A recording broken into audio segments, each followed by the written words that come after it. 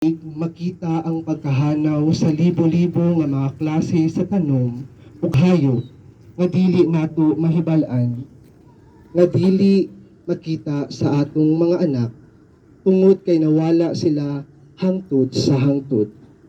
Tungod kanato, dibuan ka mga kaliwatan ang dili na maghatag og himaya ngadto sa Dios pinaagi sa ilang pagkaanaa. Nip ipaabot ang ilang mensahe kanato. Wala na kitay ingon ingana pakatungod. Magampo kita. Mahigugmaon ug maluluyon nga Dios. Tungod sa gugma gihalad ni Jesus ang iyang kaugalingon bisan sa kamatayon. Usa ka kamatayon nga dili angay kaniya. Diha sa iyang katapusan pag-antos, siya mitawag kanimo. Pinaagi lamang sa mga pulong sa pagpasaylo.